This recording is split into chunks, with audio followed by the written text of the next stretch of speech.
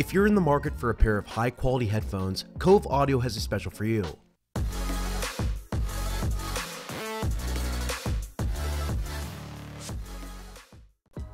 During the 2012 NFL Draft, there were 4 quarterbacks taken between Andrew Luck at first overall and Russell Wilson in the 3rd round. You have RG3, you have Ryan Tannehill, you have Brandon Weeden, and you have Brock Osweiler. While 1 or 2 had their moments, none of them became that franchise-altering player that was promised. Only Luck and Wilson have really made their pick worth it to their respective teams. While this has been vividly clear for the past 3 or 4 seasons, another sub-argument formed regarding these 2 players. Luck or Wilson? Who would you take right now if all things were considered equal? This question really intrigued me. In fact, after I finished my 18-minute video on Andrew Luck's incredible comeback season, it really made me question my own answer. They both have their very high quality traits, and they both have areas they can still improve on to get better. For this video, I decided to do this comparison using a report card that I feel accurately summarizes the traits that I value in a quarterback. For each trait, I'm going to rank them on a scale from 1 to 10, where a 1 means they're god-awful, while 10 indicates they're elite in that particular category. Out of the major traits I showed, accuracy is by far the most important trait in my opinion. The ability to throw into a tight window or the consistent ability to hit schemed open receivers is my #1 quality. If you can't do this, it's an instant downgrade. Before we fully compare Luck and Wilson this trait, you need to understand their schemes so that you can visualize what they're asked to do. Luck, for example, he operates in a multiple up-tempo offense. He's asked to make a lot of high-low reads across the center of the defense. The Colts use a number of drive, shallow cross, and snag concepts, and Frank Reich game plans his offense to horizontally stretch defenses. After they use these concepts, they then mix in more vertical concepts, using guys like T.Y. Hilton and Eric Ebron on seam and go routes. Combined together, this forms a very effective offense where they line up in shotgun on roughly 75% of their plays. Based on what I've seen, I actually really like the scheme. Plus, it really fits Andrew Luck's ability to quickly diagnose defenses, and since most of their receivers can't consistently beat press coverage on their own, it still opens them up in space so they can sprint between zones. While we could talk about the Colts scheme for a very long time, I literally just did an 18-minute video on Andrew Luck on this channel, so I strongly recommend you watch that. So with that being said, let's move on to Russell Wilson. His scheme is substantially different than the Colts. While they do use similar personnel groupings at eerily similar percentages, Seattle has a very different identity. They run a hardcore run-first offense. They ran the ball on 64% of their first downs.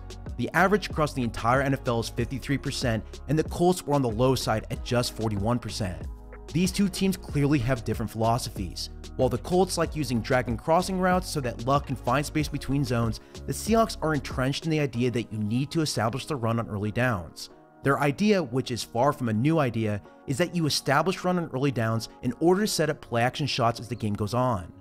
On these play-action and standard shotgun passing attempts, they use a high percent of concepts like 3-verts and hitch-fade combos in order to vertically stretch the defense. These get the linebackers and safeties moving backwards so that it opens up throws underneath. Wilson can then scan the field and pick his target based on whichever matchup he likes out of his receivers. While there are merits to this offense, it puts Wilson into a disadvantaged situation. He's forced to convert a high percent of 3rd and mediums than most of his peers. When his offense has a very high percentage of run-pass as the play order, they aren't exactly converting on 1st or 2nd downs nearly as much as they could. It is in my strong opinion that Pete Carroll and Brian Schottenheimer are wasting Wilson's talents, and they're being a lot more inefficient than they could be. Even if you compare the Seahawks and the Colts on 1st downs, Seattle was actually more efficient at passing than the Colts, yet they did it literally half as much. This just doesn't make any sense. Yes, you can argue that increasing passing attempts might decrease efficiency, but this effect is not enough to sway the relative gain you get from passing. Even when the Seahawks were 7th in points per drive this past season, they still could have been better. Do you want more points or do you want fewer points? I know my answer. I feel like I'm screaming to the wind, and what's sad was that this stubborn belief is what mainly caused the Seahawks' loss to the Cowboys in the playoffs. You don't keep running to the Cowboys' top-tier front 7, averaging 2 yards per carry, while Wilson was averaging 4 times that number through the air. It just doesn't make sense.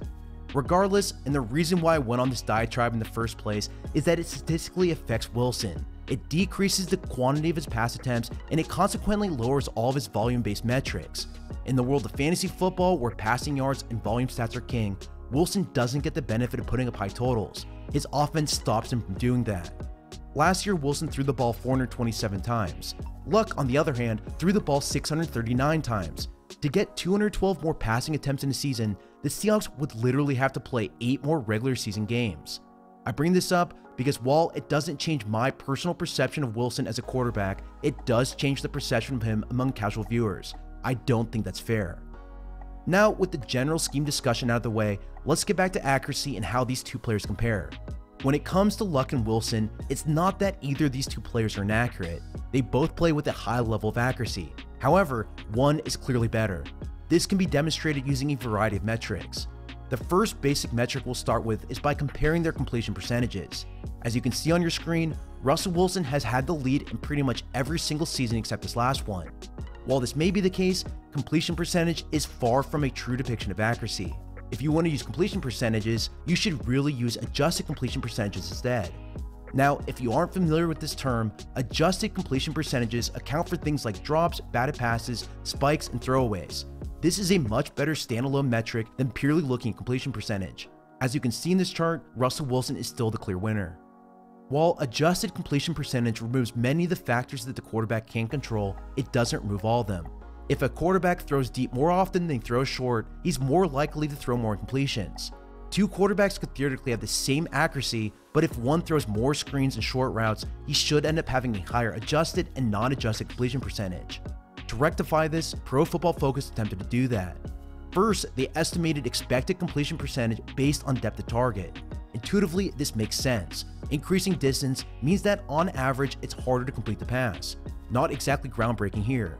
What PFF did next is where this data becomes valuable to this analysis. They took the depth of every single target thrown by these two quarterbacks and they compared them to what the expected completion percentage should have been. On your screen, you can see that analysis. You can also see how each of these two players performed in their respective systems. By their math, Wilson added a relative gain of 7% to his system, while Luck only added half of that. This means that Wilson completed a higher percent of more difficult passes. While adjusting for depth is nice, you also have to adjust for the scheme that the wide receiver was in. If a quarterback throws to a wide open player, he should make that pass at a much higher rate than if he was throwing it to a very tight window. This next table shows an impact. Using the NFL's next-gen data that is available on their website, you can compare expected completion percentages based on their relative coverage and depth of each target. In this metric, Wilson once again added more to his offense than Luck did. While next-gen stats don't tell the entire story, the relative difference in expected completion percentages between these two players shows us something interesting. Luck, on average, was expected to throw for a 6% higher completion percentage based on his scheme. Even though his receivers dropped a higher percent of passes, 5% to 3%, Frank Reich's offense was better at opening up those receivers than Brian Schottenheimer's was last season. Based on my film study, this definitely held true. Wilson once again was throwing into tighter and more difficult windows down the field, and he was doing it more accurately. Finally, the last chart I'll show you to completely hammer this point home was created by Pro Football Focus. They tracked every single pass and grouped them by the separation of each target. For example, on open targets or throws where the receiver has more than 2 steps on the nearest defender, Luck and Wilson were ranked roughly the same. They were about league average as you compare quarterbacks across the entire NFL. Meanwhile, on targets that only had 1 or 2 steps on the nearest defender, they were still pretty close, but this time with Wilson taking a slightly bigger lead. Finally, we have tight accuracy, which were throws where the target had less than 1 step on the closest defender. Out of these 3 situations, this is obviously the most difficult pass to make. And as you can see, Wilson absolutely crushed Luck in this category. He was ranked top 5 in his ability, while Luck was roughly average. All these data points and charts tell a very compelling story, and this also jived with what I saw in film. Luck had more opportunities to throw to open receivers, while Wilson was forced to throw into tighter windows down the field, and he did this more successfully than the vast majority of quarterbacks in the NFL. Now, while we've talked about the qualities of accuracy for the better part of 5 minutes or so, here is how I'd grade these two quarterbacks in this ability. I gave Luck a 7, meaning I think he's above average, and I gave Wilson a 10 in terms of accuracy. Even when you look at historic next-gen data, Wilson has been doing this for a very long time. His ability to throw with pinpoint accuracy, off balance, and in rhythm is objectively his best trait. Meanwhile, Luck is simply average. His tight window accuracy and his above expected completion percentages show that. Moving on, the next topic that we'll get into is vision. This is what makes Andrew Luck so good. I love how he can diagnose pre-snap plays and then accurately throw post-snap depending on the coverage. In Week 5, the Patriots dropped into cover 1 man with 2 underneath zone defenders. The Colts lined up in trips right, calling a mesh concept over the center of the defense.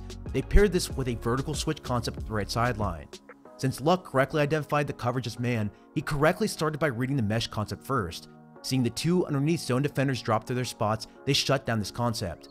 Luck smartly moved on to his third read. The post route with an inside release was his next target, but it was completely covered well by a trailing defender. That defender also had help over the top by the free safety, which rendered this route ineffective.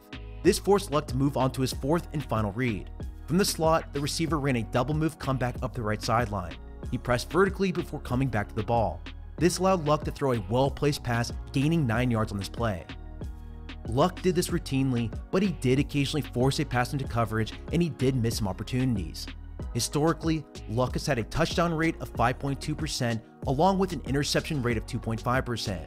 Using these same metrics, Wilson has been slightly better with a touchdown rate of 6% and an interception rate of 1.9%. While that low interception rate is definitely appealing, he does occasionally struggle with getting through his reads and missing checkdowns. Instead of forcing passes to covered receivers, he'll take a sack when he doesn't need to. This happened in Week 2 against the Bears. Pre-snap, Chicago had 2 safeties deep. They then rotated to cover 1 robber post-snap. Wilson quickly went through his reads. He saw that Tyler Lockett and Brandon Marshall were both covered well in man coverage, but he never saw the outlet off the left side of the play that was built in. Chris Carson was open in the flat and Wilson simply didn't see him. Instead of taking the quick gain on this check down, Wilson took a sack at the goal line. While yes, you can put some blame on left guard Ethan Posick for getting bull rush backwards, seeing your check down is still part of the game. Carson probably would have been hit pretty quickly, but it's still better than having your franchise quarterback get sacked near the goal line. Worst case, Wilson could have chucked it at his feet and taken the incompletion. Here's another example of that same issue. Wilson took a bad sack on 3rd and long when he had a clear outlet on the left side of the field. The read structure of this play would have told him to hit Tyler Lockett on his hitch route at the sticks, but if you thought the defender would have driven on this play, you could have dumped the ball to the running back. Davis had 5 yards of room. Instead of taking this check down, Wilson scrambled around and once again took a costly sack. When I add everything up, I gave Luck a 9 in terms of vision, while I gave Wilson a 6. Luck is better in this category. He's better at pre-snap to post-snap reads, and he's better at taking what the defense gives him, even though he'll occasionally force a couple passes. The third category on my list is improvisation. Before people started using Patrick Mahomes as the example, Russell Wilson was who you looked at as the guy that created those crazy off-schedule plays. The ability to create yards when all your receivers are covered is something that Wilson did daily for the Seahawks. He still does that on a very consistent basis. Versus the 49ers, the Seahawks were faced with a 2nd and long in the red zone. After lining up in shotgun, Wilson motioned David Moore to form a trips bunch of linemen on the right. Based on how Richard Sherman reacted to this motion, this was a clear indication that the 49ers were in zone coverage. After the snap, Wilson went through his reads. He didn't see anybody open. Feeling the pressure from the outside, he stepped up and shifted to his right, all while keeping his eyes down the field. He saw Dron Brown getting open on his fade route. Since Brown saw that Wilson was scrambling, he worked his way back inside, allowing Wilson to find him for the touchdown. Now, I picked this example on purpose because I think it shows something important. Not only can Wilson create yards on the ground, he can create yards through the air after the play breaks down. Looking at Luck, he also flashed that same ability. Based on what I saw on film, he has a good feel for what the defense is doing, and he can create some off-schedule plays. Versus the Titans in Week 17, Luck was forced outside of the pocket. He rolled outside and to his left. On the move, he kept his eyes down the field while squaring his chest to the end zone. He found his target breaking free of his coverage, and he placed the ball perfectly to him, creating this touchdown. If Luck didn't get outside of the pocket or show this ability, this drive probably would have ended in a field goal. While I do think Luck is pretty good at improvising, I still think Wilson is better. Outside of his pinpoint accuracy with his feet set, or even while he's on the move, Wilson's ability to create off-schedule plays is what makes him really good. He's elite in this category. Luck, on the other hand, is still good, but not on the elite level that I described to Wilson. Based on what I saw, I'd give Luck an 8 out of 10. For the next two traits, pocket awareness and anticipation, I'm going to discuss them as a combined package. While they do describe different things, they are both useful in how I define a pocket passing quarterback. You need pocket awareness to shuffle in the pocket to avoid pressure, and you also need to throw with anticipation to run a timing-based offense. If you can quickly get through your reads and throw with anticipation, you can greatly reduce the burden on your offensive line. This is exactly why Luck was only sacked 18 times this season. Yes, his offensive line was significantly better, but his connection with his receivers to throw them open is what also allowed his offense to run smoothly.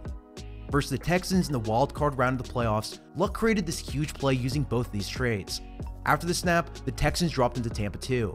The Colts were running two verts off the left side, while on the right they ran a form of smash concept with a corner route by Ebron and an under route by the right outside receiver. Since the deep right safety jumped on Ebron's route, this opened a potential play up the center of the defense. Hilton ran his skinny post and he found the space behind the dropping linebacker. Meanwhile, while all this was happening, pressure came from the right edge and it forced Luck to step outside. He did a good job of keeping his eyes down the field. I want you to pay special attention to when Luck passed his ball. It's out of his hands before Hilton's hips had even cleared the linebacker. He trusted that Hilton would correctly adjust the ball in the air. That's exactly what happened. Hilton adjusted at the last possible moment to curl back and he made this catch. This play requires vision, it requires pocket awareness to buy time to open this deep shot, and it requires anticipation to correctly time it as Hilton was about to get open. He did all this on this play. From Wilson's standpoint, I think he's very good in these categories, but he's not as good as Luck. He will hold onto the ball for far too long. He will take sacks like I've already discussed. Now, I think that Wilson has gotten better over time at trusting his reads and throwing in progression-based timing, but it's still a work in progress. Versus the Broncos in the opening drive, Wilson had a deep corner by Tyler Lockett and a dig route by Doug Baldwin. Versus man coverage, the dig route becomes the primary target since the safety should get pulled out of position by the corner route. That's what happened here. Baldwin gained inside leverage off the snap and Wilson should have trusted that he would have gone open. If Wilson threw the ball as soon as Baldwin broke at the 30-yard line, this would have been a huge play for this offense. While I do think he can improve in throwing with anticipation on crossing routes, Wilson flashed dominance in his ability to escape the pocket. Check out this play against the Chiefs. In Week 16, Wilson was caught dead to rights, but he somehow escaped. If you were to look around the league and find plays like this one from other quarterbacks, there are very few players that can match this. After almost getting pulled down not just by one guy, but by two separate people, Wilson somehow gained 26 yards on this play. This play was incredible, and it was his quick recognition of pressure that allowed him to get out of the pocket.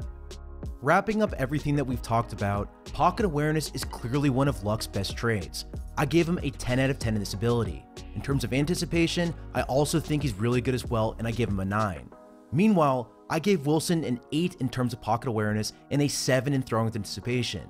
While Wilson is clearly worse than Luck in these traits, it's not that he's bad or anything like that. He's only good, but not the elite level that I put Andrew Luck at. That's one of the main differences I see from these two players. The final trait that we'll discuss in this breakdown is arm strength. I am in the camp that arm strength is extremely overrated in terms of a metric for a quarterback. That's why I only assigned it 5% in my metrics. Now, we can all obviously agree that some of Patrick Mahomes' plays are ridiculous due to his arm strength, but in generally speaking, the derivation from elite arm strength to very good arm strength just isn't a huge factor in quality of play. I think it does separate noodle arm quarterbacks from the average or the stronger quarterbacks, but if you're already in the conversation as two of the best QBs in the league, this realistically doesn't apply to you. Now, with that being said, I think Wilson does have the stronger arm, but I don't think either should be penalized for this trade. Neither is being held back by their inability to make any passes. So with that being said, I gave Wilson a 7 while I gave Luck a 6 in this category. Finally, and to wrap up my report card, here are my final scores. I have Wilson at an 8.5 while I have Luck at an 8.2. I think Wilson is more accurate, I think he's better at improvising to create plays, but it does come with the cost of him not being as good of a traditional pocket quarterback. It's not that Wilson is terrible at sliding around the pocket to avoid pressure or even to throw with timing, it's just that other quarterbacks are simply better. Meanwhile, Luck is pretty much the opposite. He's your ideal pocket quarterback. His ability to shift around to avoid sacks and his vision to see receivers before they get open rank him among the best in the entire NFL. Dude is really good, but he's just not as accurate as Wilson is. Plus, he doesn't make as many big-time throws while avoiding costly interceptions as Wilson does. For a lack of better phrasing, I think Luck has a higher floor than Wilson, but he also has a lower ceiling on a per-play basis. With Wilson, you take the jaw-dropping plays, but you also expect him to take some terrible sacks that probably should have never happened. Now, something that we haven't really discussed in this breakdown is the durability of these two players. As you saw by my final numbers, these two players are pretty close. I really do believe that. When healthy, Luck and Wilson are both elite players. However, the when healthy moniker is something we have to factor in. Luck has missed 28 games since entering the NFL, while Wilson hasn't missed a single one. For me, that speaks volumes. If you have two players that are ranked almost identical in your rankings, but one has missed over 20% of his games, which of the two are you taking? Knowing what I know after watching these two players for 7 seasons, my choice is pretty obvious. I'm taking Russell Wilson every single time. Even looking at general stats like adjusted net yards per attempt, this also agrees with me. This metric, which was created by Pro Football Reference, accounts for passing yards, passing attempts, touchdowns, interceptions, and sacks. Wilson has been better for 5 of the last 7 seasons. I will note that this stat does not include rushing yards, which is an area that Wilson obviously adds a lot of value. Even looking at playoff stats, which get a huge asterisk considering the limited sample size, Wilson has been better. Higher Pro Football Focus grade, higher adjusted completion percentage, higher touchdown rate, lower interception rate, and much higher adjusted net yards per attempt as well. He's clearly been more efficient in these postseason games. While I think it's pretty clear, or at least clear in my mind, that Wilson has been better since entering the NFL, there is a secondary question in this video. This question is all speculation. Does past performance indicate future playing ability? What happens if Luck continues on his excellent 2018 campaign and never gets injured again? This is a very hard question to answer. Even though I think there is a very strong case to take in Wilson, it's abundantly clear Colts fans are happy with Luck, while the same can be said about Seahawks fans and Wilson. Another thing to note is that it also wouldn't shock me if the Colts won the Super Bowl next season. They have a much improved offensive line, their scheme is downright amazing under Frank Reich, and with their improved defense, they are going to be a force to be reckoned with. If they win next season, this is only going to make this debate even more controversial. As I mentioned at the start of this video, my generous sponsor this week is Covaudio. If you're in the market for a new set of Bluetooth noise cancelling headphones, they have a great special for all viewers of this channel. For a limited time only, they are offering a 65% discount on your order. That's right, at an original price of $159.99, they are now just $55.99. Over the past couple of weeks, I've had the great pleasure of using these headphones. I like them a lot. What's nice is that they are wireless, so you can use them on the go or at the gym, and they are great for fitness type activities. Plus, since they are noise canceling with a built-in microphone, you can use these at work for hands-free phone calls as well. I've noticed that on a single charge, I can usually get around 6 to 7 hours, which is great for what I need them for. I highly recommend them, and if you want high quality sound at a very reasonable and discounted price, go ahead and use the promo code SG65 or by following the link below. Thank you so much for watching this video. I really do appreciate it. Also, if you want to reach out to me directly, you can find me on Twitter at SamuelRGold.